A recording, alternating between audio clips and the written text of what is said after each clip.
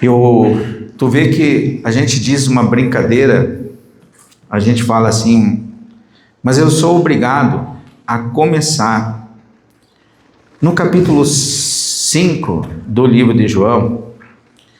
Alguém teve a coragem de ler antes de mim essa passagem. Eu não posso acreditar num negócio desse. Estou brincando. Né, Mana Mara? Capítulo 5 do livro de João, eu acho lindo, maravilhoso, a forma como o filho se comporta e fala dele. Eu acho impressionante como Jesus fala bem dele, do Pai. Vamos brincar? Foi muito bem criado, né? Impressionante como ele foi muito maravilhoso no jeito de falar. Ele diz lá, eu tenho que obrigar, nós temos que entrar aqui, porque é muito bonito, né? João, capítulo 5, versículo de número 19. Jesus respondeu: em verdade vos digo que o Filho por si mesmo não pode fazer coisa alguma. Ele só pode fazer o que vê o Pai fazendo, porque tudo que o Pai faz, o Filho faz igualmente. Mas é impressionante. Ou seja, um filho que imita, que está andando com o Pai, que ele sempre está observando onde o Pai está trabalhando. E a pergunta fica para nós: o teu filho gosta de imitar você? Porque eu e você imitamos o nosso Pai. Nos trejeitos, nos jeitos, nós estamos lá. Podemos não saber nenhuma palavra no português, mas estamos lá imitando o nosso Pai. O jeito dele agir, o jeito de andar, o jeito de fazer as coisas. E eu queria trazer à tona, e queria que você voltasse a Gênesis. Porque Gênesis, eu admiro um homem, eu quero falar um pouquinho dos pais que estão na Bíblia. Talvez algum deles você se identifica com algum deles. Obrigado, mano. Gênesis capítulo 6, você conhece muito bem.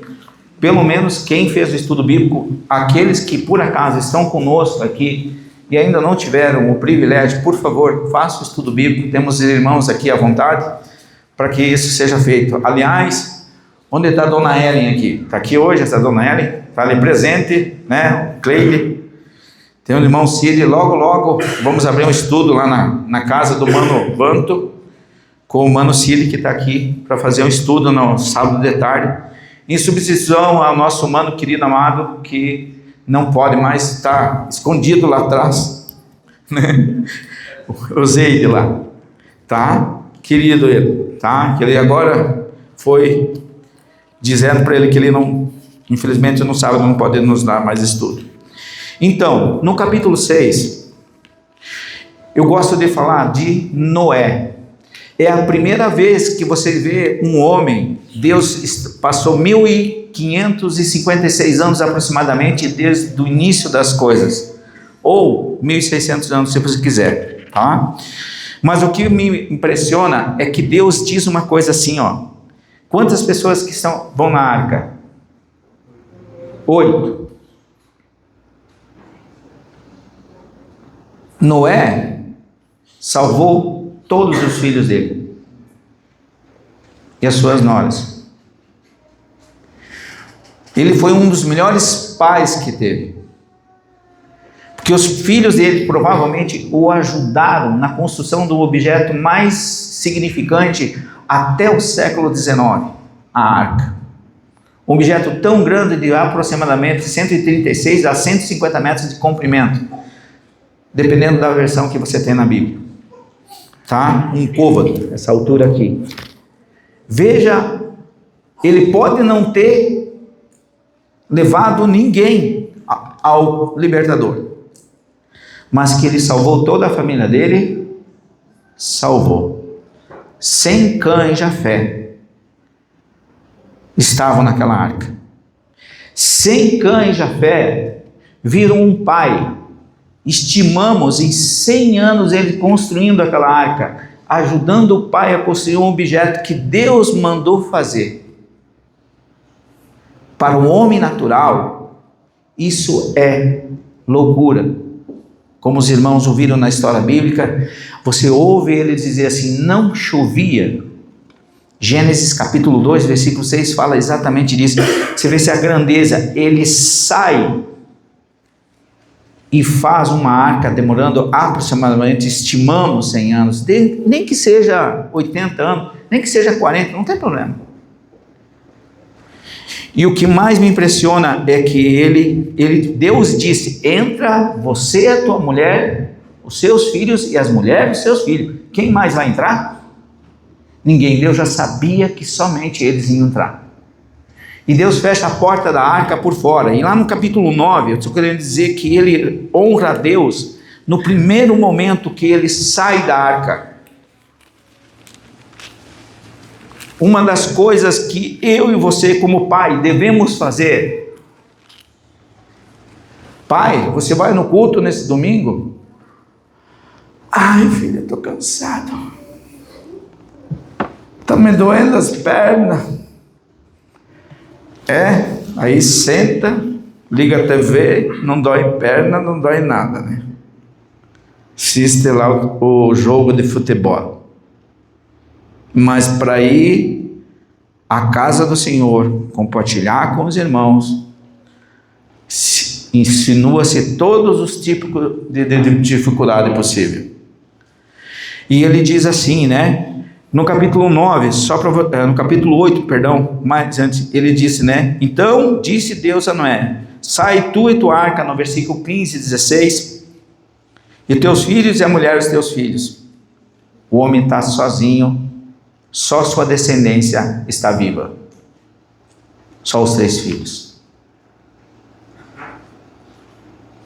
Devia ser aterrador você estar no Monte Ararat, a aproximadamente 4.000 metros ou 5.000 metros de altura, e tudo, não tem mais, é só você e sua família. Sim, o dilúvio foi universal, não foi um dilúvio localizado na região que a gente hoje chama de Oriente Médio. Ele é universal. A prova científica disso são a arqueologia, os achados de petrificação em todos os lugares do planeta Terra. Fósseis existem em todos os lugares do planeta Terra. Muitos acham que o fóssil só tem em determinados lugares. Aqui perto, em Santa Maria, nós temos. Aqui embaixo, perto de Pomerode, nós temos. E vamos lá para o norte, e vamos para o sul, Rochosos no norte, nos Estados Unidos, aí o Canadá, vamos para a África, em tudo que é lugar tem. Mas o que ele me admira é que a primeira coisa que ele faz, então lá no 18, saiu Noé da arca com ele e seus filhos, suas mulheres, seus filhos, e todos os animais e répteis que se moviam sobre a terra, conforme as suas famílias saíram da arca. E o versículo 20, edificou Noé um altar ao Senhor, e tomou os animais limpos e de todas as aves limpas, e ofereceu em holocausto ao Senhor. De quem ele sempre, em primeiro lugar, nós devemos lembrar? De Deus. A promessa do libertador que o Senhor deu ao meu ancestral Adão, eu me lembro dela. O animal representando a morte de um inocente, sendo morto pela justiça de Deus, queimado no fogo, cremado, como lembrança de alguém que ia morrer no meu lugar. O salário do pecado é a morte, mas o dom gratuito de Deus é a vida eterna em Cristo Jesus. Um pai que ama os seus filhos tem o dever de ser o sacerdote da casa, falar das coisas de Deus, pertinente de Deus aos filhos. Mesmo que o filho não goste. Muitos de nós levam muito em conta o que os seus filhos pequenos gostam ou não gostam. Irmãos, gosto se muda muita coisa. Qual é um outro grande homem de Deus que nós podemos olhar aqui? Você o conhece. Em ti serão benditas todas as famílias da terra. De quem estou falando? Abraão. Um homem que pediu a Deus, Deus, eu quero um filho. Deus estava dizendo que ele iria ser bendito. Para ser bendito, eu preciso de descendência. Eu preciso de alguém que vai me representar. Aonde que a gente brinca da flecha, quando você joga uma flecha, um alvo que vai passar além da minha vida. E Abraão é chamado de amigo de Deus. Gostaria de ser chamado pai, amigo de Deus. Vocês veem as fraquezas de Abraão na história dele. Você vê um homem peregrinando pelas terras. Ele deve ter andado aproximadamente em torno de 1.500 quilômetros para chegar hoje, onde que nós chamamos hoje de Israel. Talvez um pouco mais, um pouco menos. De tenda em tenda. Foi a Arã e depois desce a Canaã. Hoje é a região de Israel. 25 anos esperando por um Deus que cumprisse a promessa. E Deus cumpriu a promessa dele. Então, outra coisa que eu e você devemos insistir com Deus. Para Deus, o tempo não é nada. Para nós, sim.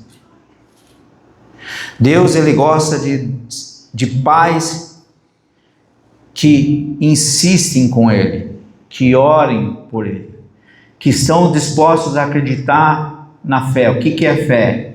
Não ouve ou espera com certeza, não é isso? Ah, não é isso. Ah, então o que é?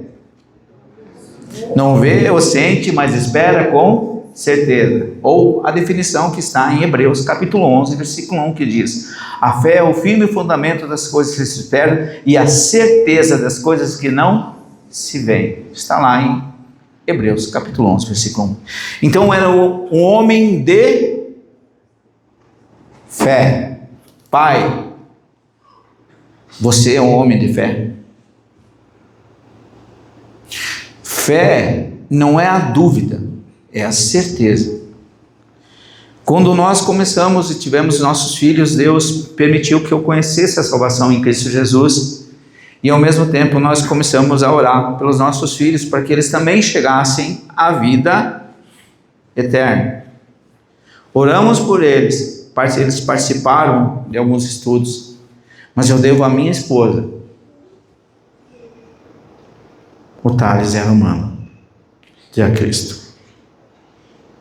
Até hoje eu lembro no meu coração, nunca orei tão bem como essa moça que estava sentada no meu lado quando ela era pequena.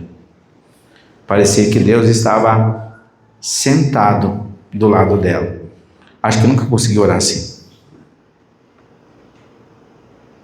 As crianças são maravilhosas para aprender Cristo. Pai, quer dar um presente para o teu filho? Leve eles até Cristo. Coloque fé que Deus vai fazer isso. E o que me impressiona em Abraão é o que ele faz no capítulo 22 do livro de Gênesis, como pai. Abraão, traga o teu filho, o teu único filho, e me coloque em holocausto, queime ele no altar por mim. Lá vai Abraão, mais 2 servos e o seu filho. 3 dias depois, eles vêm um Monte Moriá. Hoje, o Domo da Rocha, centro de Jerusalém. Onde está o Domo da Rocha?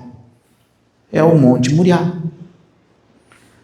Abraão pega o seu filho e ele demonstra todo o amor que ele tinha por Deus. E vocês lembram de um outro homem na Bíblia que fala assim também: Deus me dá, Deus tomou, bendito seja o nome do Senhor. Irmãos, pais presentes e futuros pais, quem é o regente do seu coração? Quem comanda você? Você é um servo do Senhor vivo, do Deus vivo. Quando Moisés disse, quando Deus fala no capítulo 3 do livro de Êxodo: eu sou o Deus dos seus pais, o Deus de Abraão, o Deus de Isaac, o Deus de Jacó. Deus estava dizendo que era um Deus de vivos e não de mortes. Então, um exemplo, pai, você tem Deus como exemplo de sua vida. E na Abraão era tão maravilhoso que Isaac, o que mais me marca em Isaac é o fato de que eles estão sendo conduzidos lá em Gênesis capítulo 22, e ele tem aquela conversa franca com o pai, dizendo: pai, tá a faca, tal, aqui, as coisas estão tudo aqui, eu estou levando além, cadê o cordeiro, pai? O filho estava acostumado a ver o pai fazer as ofertas, lembrando da promessa. O que ele acompanhava o filho, o teu filho acompanha, o filho teu vive com você, ou você deixa ele abandonado na sua casa e ele não anda contigo? E deixamos para não é a mamãe lá do berçário cuidar do teu filho. No final de semana, em vez de você estar olhando o logo de futebol, vá lá brincar com o teu filho. Seja pai. Faça a diferença. Seja presente nele, porque ele olha muito para você. Então, ele diz exatamente isso. O pai estava acostumado a lembrar da promessa. Era um pai que sabia que Deus estava na vida dele. Não era um pai ausente. Botava Deus em primeiro lugar. Ao ponto que essa cena é tão forte, muitos não acreditam que ele ia fazer, mas ele faria. Porque no coração, no centro do coração de Abraão estava quem? Deus. Então, pai, Deus está no centro do seu coração? Ou o que tem entre você e o Altíssimo? Entenderam? O seu filho é mais importante do que Deus?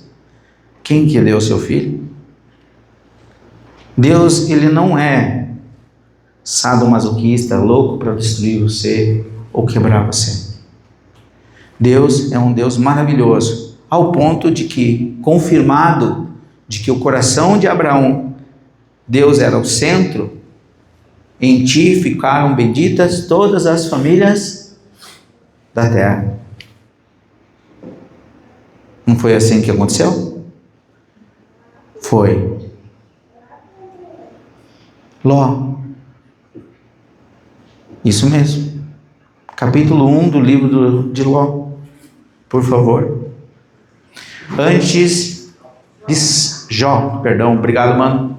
Jó, capítulo 1 do livro de Jó. Antes de Salmo, o livro anterior a Salmo.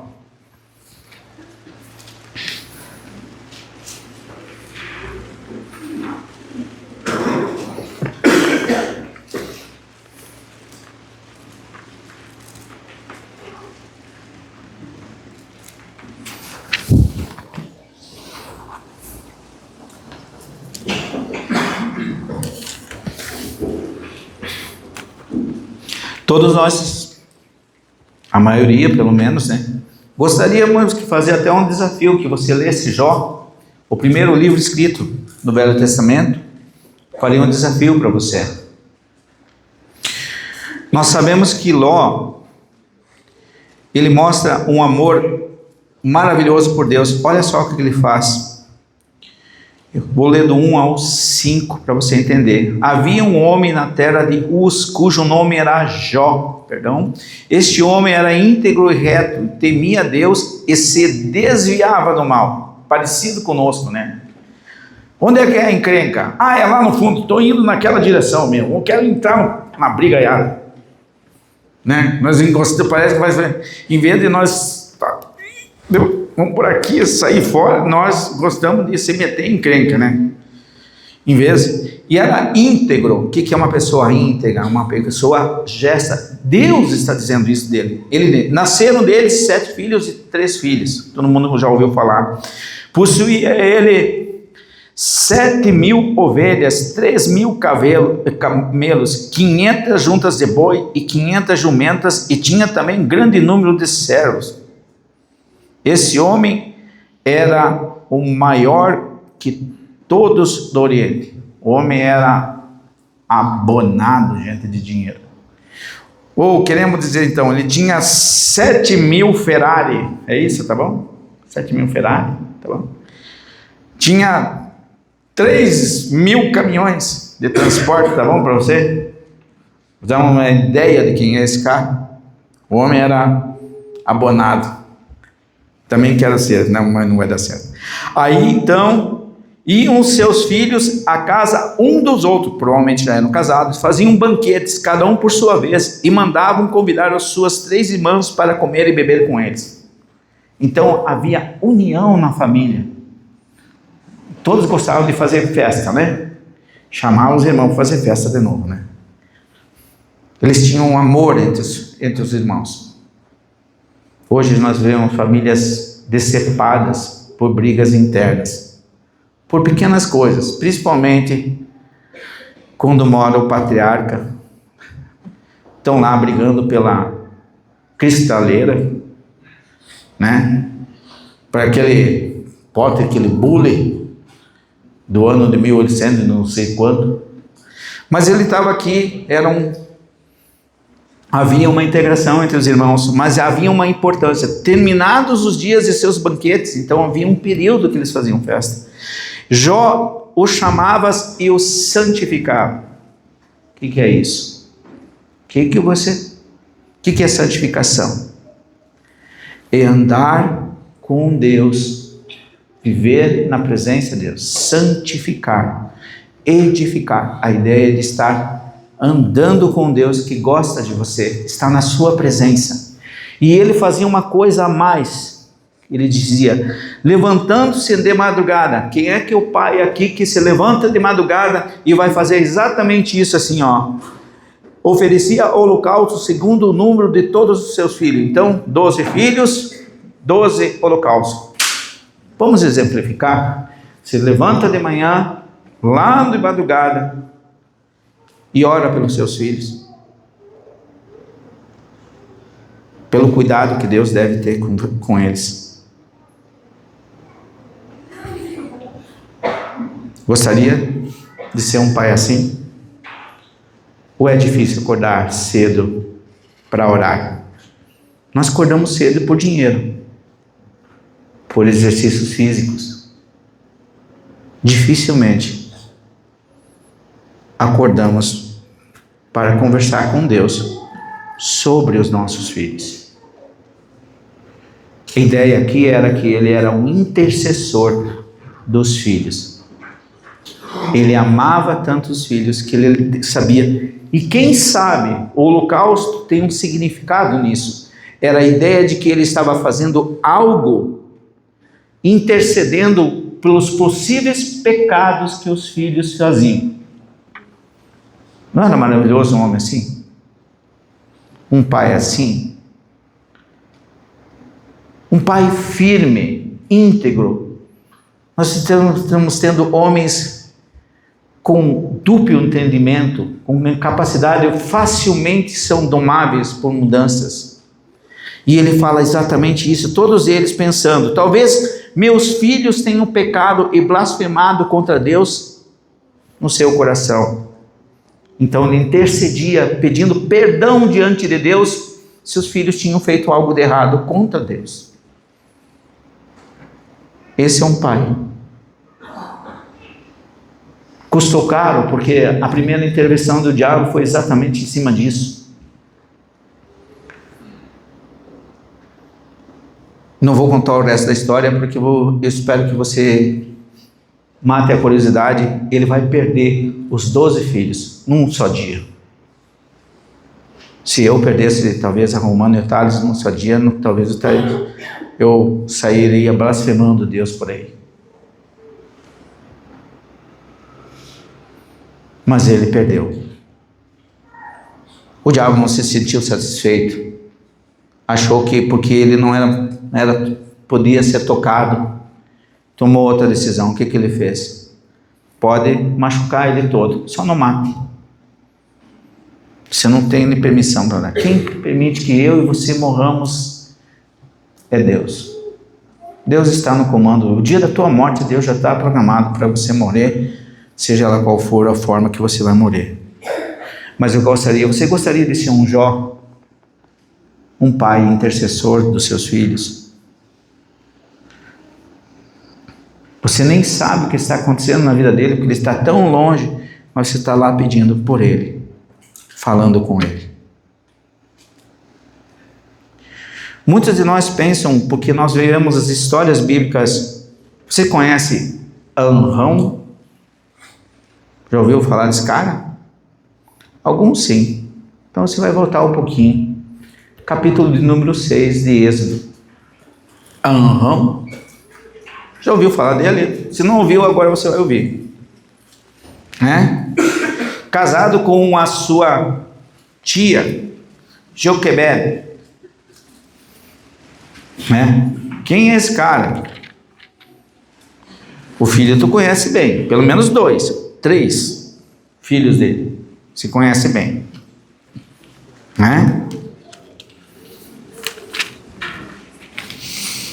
Capítulo 6 do livro de Êxodo, versículo 20.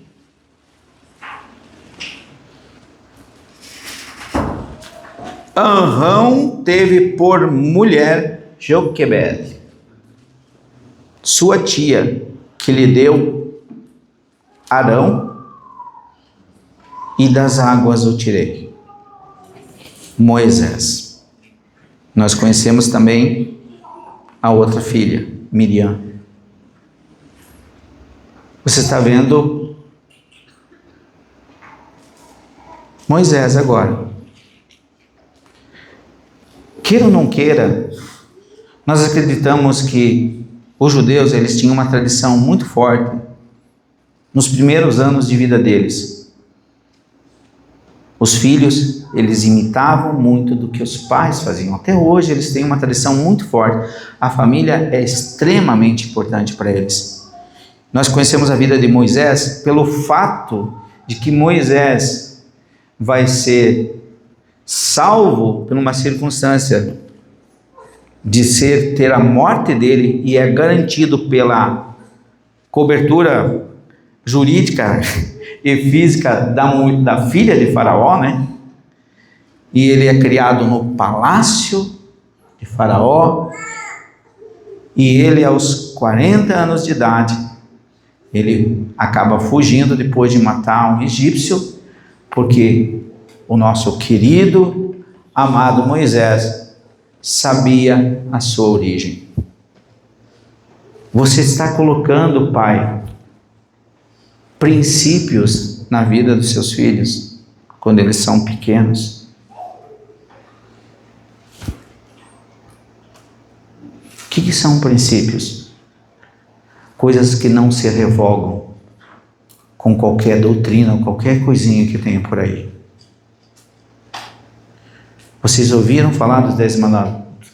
Honra o teu pai e tua mãe para que se prolongue os dias da sua vida. Muitos dos nossos pais de hoje fazem interlocuções com filhos que não são adultos, mas são crianças, como se fossem adultos. Daqui, meu filho, você não pode passar. Por quê, pai? Por que não? Não tem o que ter a justificativa. Ela é uma criança, tem que ficar aqui, tem que entender que o limite. O que nós fazemos com Deus é exatamente isso. Nós queremos fazer exatamente com isso. Deus, por que eu não devo olhar para trás como a mulher de Ló? Porque você vai ficar estátua de sal. Então não vou olhar, né? Limites, ou seja, princípios que a criança. Bênção pai, bênção mãe. Sentou na mesa, tem que comer. Comer o quê? Batata frita com ketchup. Depois, chega na idade adulta, cheio de problemas. Quem é que foi culpado? A criança, né? A criança é culpada, coitada, né? Obesidade mórbida e obesidade e falta de características, né? Temos as irmãs novas de mãe, né? Agora, recém, os pais frescos aí, né? O que deve fazer com o filho? Dá bastante teta, desculpa a expressão, talvez você fique ofendido. Encha ele de leite, né? Fica babado de tanto tomar leite, né? Ou seja, princípios que você deve fazer. Moisés, ele devia saber de quem ele era, porque senão ele não ia fazer todos aqueles movimentos. E Deus não teria o escolhido para fazer um movimento maior, tirar o povo dele do Egito, como ele havia feito a promessa a Abraão.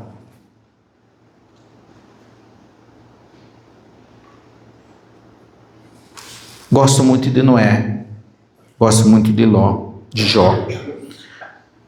Gosto muito de Moisés, mas não pensem que ele tinha tudo aquilo que veio do nada. Ele teve base, irmãos.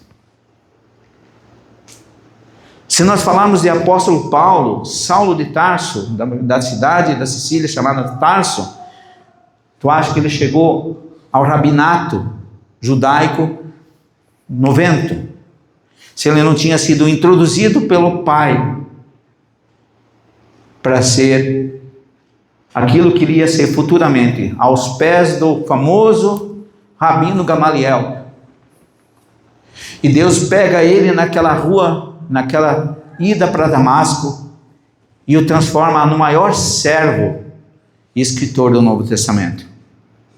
E se você acompanhasse o livro da Bíblia, você vai descobrir que todos os textos que estão escritos no livro da Bíblia, sem relatos do Velho Testamento lá escritos, trazidos por Paulo, para o grande conhecimento que Deus permitiu que esse homem tesse para poder escrever o Novo Testamento. A gente acha que esses conhecimentos, eles caíram do céu. Não, irmãos. Paulo, com certeza, teve um excelente ensino do pai. Apesar que provavelmente agora ele estaria dando contra o pai dele, né? Porque o pai dele, que é da linhagem de Benjamim, que é o primeiro rei de Israel, Saul. Estamos olhando aqui. Temos quem mais nobre? Você lembra de Samuel? Você lembra de Eli? O que aconteceu com os filhos de Samuel? Alguém lembra disso?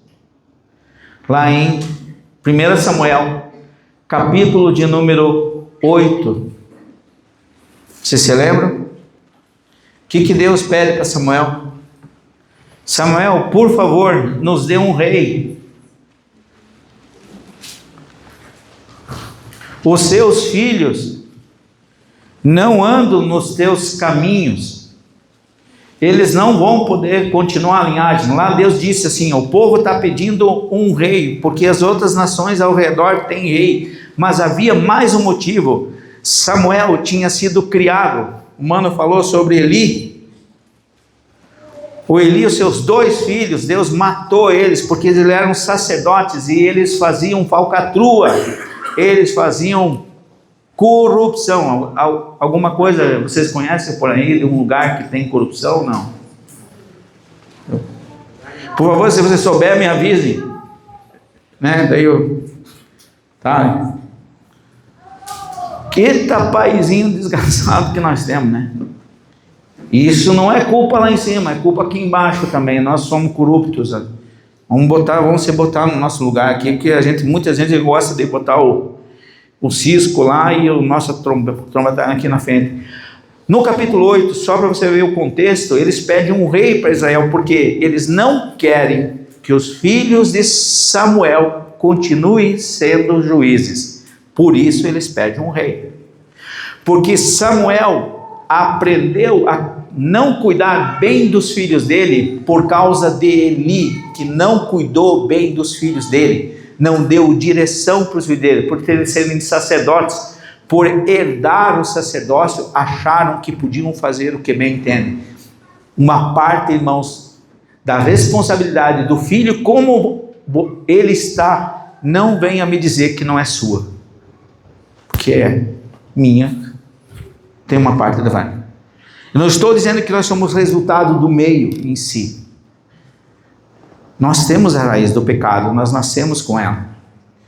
Mas Samuel é um mau exemplo de pai, apesar de ter sido um grande juiz em Israel. Foi um péssimo pai. Nessa comparação direta, quem que você prefere ser? Noé ou Samuel? Eu prefiro ser Noé. Levar todos os filhos para o céu é muito melhor do que salvar uma nação, no qual depois Deus introduz Saul como o primeiro rei, que é destituído por Deus, porque ele achou que era uma grande coisa.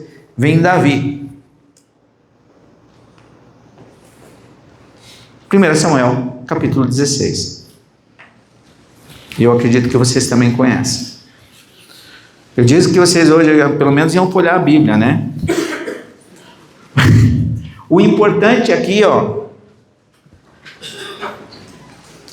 7 filhos. 1 Samuel, capítulo 16.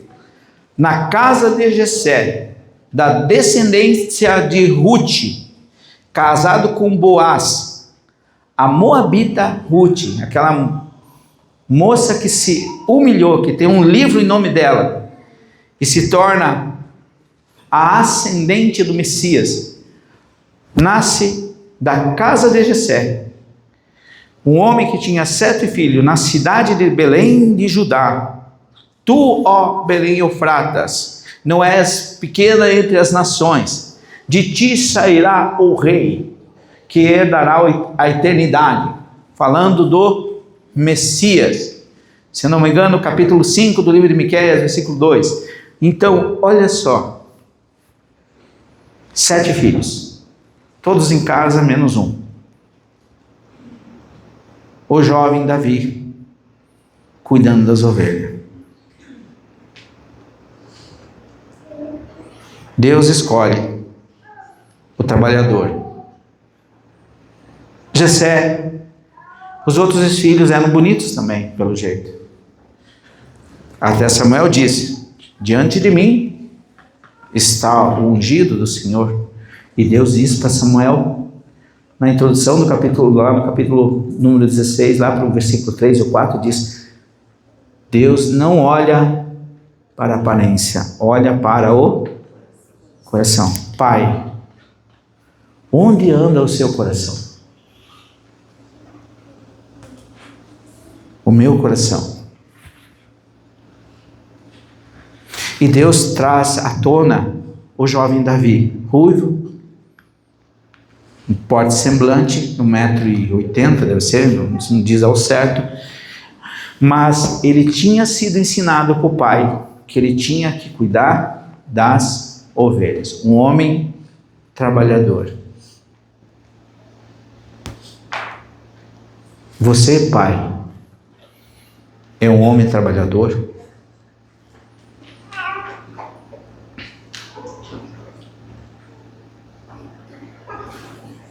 Essa é a pergunta que eu faço a você. Sabemos das coisas ruins e das coisas boas de Davi. Deus acaba levantando o segundo filho de Berseba com Davi, chamado Pacífico, mas nós conhecemos ele por um outro nome, Salomão. E é muito provável, pela instrução que Deus dá no livro de Provérbios, os 31 capítulos do livro de Provérbios: filho meu. Então, Salomão, ele escreve porque ele teve um convívio, por incrível que pareça, com o pai dele, chamado Davi. E lá está escrito, apesar da vida perversa, devasta de Salomão, infelizmente, mas ele diz lá: atenta para os meus ouvidos. E lá no capítulo 1, do versículo 7 do livro de Provérbios, ele diz: o princípio da sabedoria é o temor ao Senhor. Pai, quando você está pronto para fazer alguma coisa que não é agradável ao Senhor, tu pensa duas vezes? Tem temor? Porque temor envolve respeito a um ser digno de toda a honra e toda a glória, superior, infinitamente maior do que nós. Leia Provérbios, por favor, pai.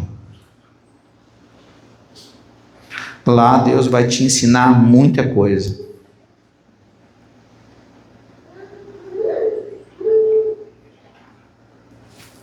Quer ser feliz? Leia esse livro, Provérbios, pelo menos para você entender algumas coisas. Estou dando uma pincelada de cada um, não estou entrando no mérito das defeitos de cada um desses homens, mas Jessé, pelo menos, tinha criado um filho excelente e se tornou o amado de Deus. Sabe o que Davi tinha, que eu admiro até hoje?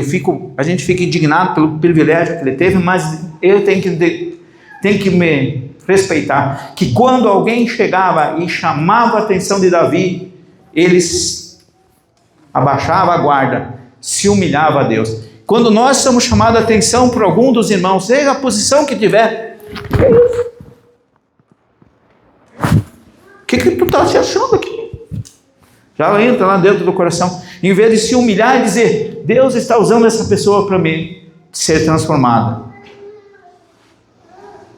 Isso eu gostei sempre de Davi por causa disso.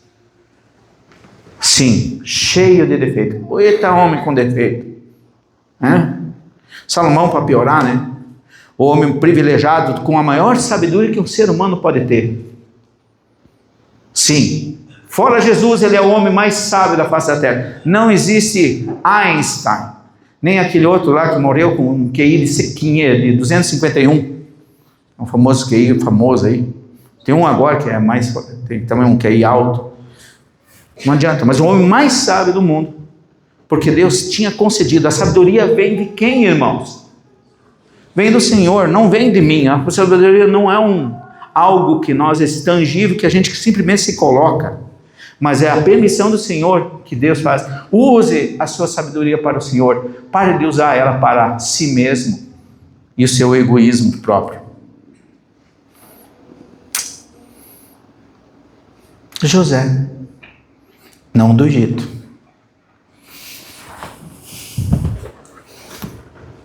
Capítulo 1 do livro de Mateus. Eu não vou falar. Nos reis de Israel, em geral, muito maus como pais. José, em primeiro lugar, um grande homem do Senhor, porque quando ele viu que a sua esposa estava grávida, no texto do capítulo 1 do livro de Mateus, lá a partir do versículo 16 e 17, quando dá a genealogia do Messias como Messias Salvador ou Rei de Israel, Vocês veem ele lá, ele dizendo assim, ele toma uma decisão: vou cair fora da vida dessa mulher, porque ela está grávida e não é meu, né? O que ele faz?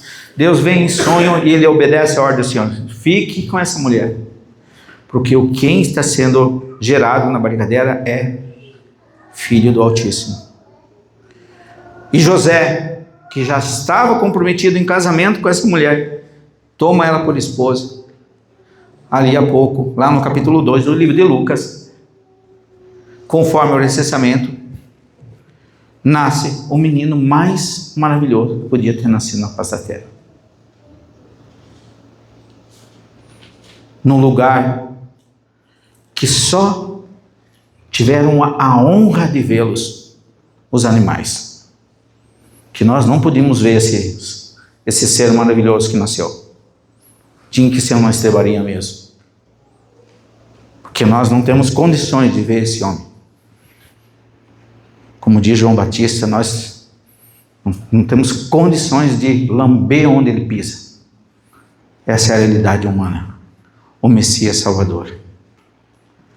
E diz as histórias que todo ano, lá em Lucas capítulo 2, versículo 39, todo ano eles iam para Jerusalém na festa da Páscoa.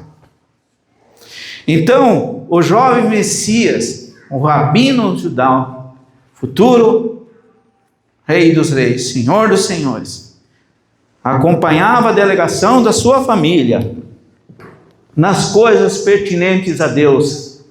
E é por isso que ele disse: eu estou na casa do meu pai, cumpre eu fazer as vontades do meu pai. Ele está dizendo, quando ele tem os 12 anos, ele vai passar de menino para adolescência. E ele diz lá: este não é o filho do carpinteiro, cujas irmãs é fulana de tal, cujos irmãos são fulano de tal. Então ele era conhecido como filho do carpinteiro. Você acha que o nosso querido José, apesar de desaparecer da história, e depois há aquela discussão que provavelmente a dona Maria fica viúva, porque não temos nenhum texto que fala sobre isso, influenciou e cuidou bem desse rapaz, que não era filho dele. Grande homem de Deus. Grande homem de Deus. Mas eu preciso falar do ser mais importante que teve na história. E está até hoje na história.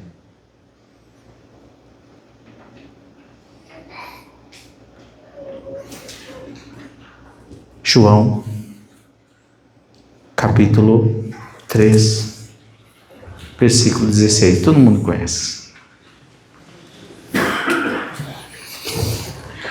Todos esses ensinaram, ou pelo menos ensinaram os seus filhos no caminho de Deus. Então, pai, eu convido você a fazer essa reflexão. Use esse livro maravilhoso. Demonstre para o seu filho que ele é importante para você. E eu não posso deixar de dizer que o mais maravilhoso pai que tem, ele é Deus Pai. Porque ele fez uma oferta impagável. Sabe lá como é que foi a história lá na eternidade passada? Mas deve ter sido uma conversa muito maravilhosa, né? Filho, a maior criação caiu.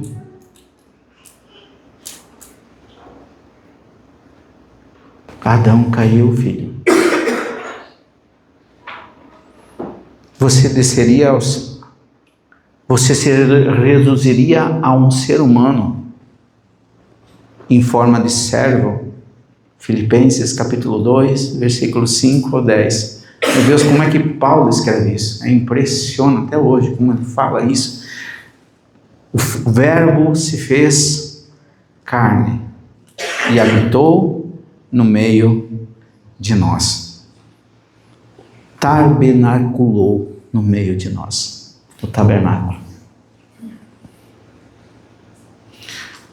Deus agora oferece o Filho dele para nós. Teve um homem parecido que fez isso. Abraão.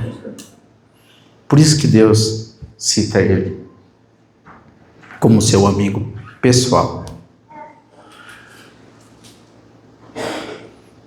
E Deus amou o mundo de tal maneira que deu o seu Filho unigênito, para que todo aquele que nele cresce não pereça, mas tenha vida eterna.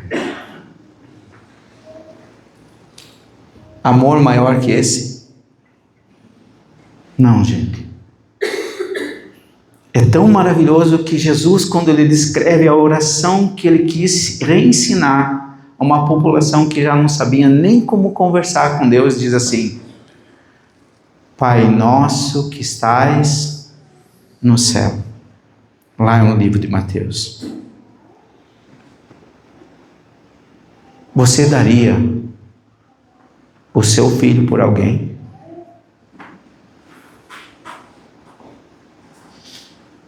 Esse é o amor de Deus por nós. Um amor sacrificial, ou seja, tomou a decisão de dar o melhor que ele podia para nós. Alguma dúvida que Jesus é a melhor coisa que Deus podia fazer por nós? Não. Bendito seja o nome do Senhor. Porque eu e você queremos ensinar os nossos filhos a andar no caminho do Senhor, mas dificilmente queremos que ele se sacrifique a sua própria vida em função de uma outra pessoa. Mas Deus demonstra o nosso amor por toda a raça humana, botando o Filho dele na cruz. Bendito seja o Deus Pai, que não teve dúvida, quando o homem caiu, ter a dignidade de tirar alguns de nós do inferno, porque a raça toda humana foi destituída da glória de Deus. Romanos capítulo 3, versículo 13. E ele deu a oportunidade de novo. Pensa, que pai você é? Você quer um filho? Não estou convidando a dizer que pode dar errado alguma coisa. Pode. Mas as chances diminuem bastante. Porque o seu filho imita você. Como Jesus disse. João, capítulo de número 5. Versículo de número 19. Nós terminamos por aqui.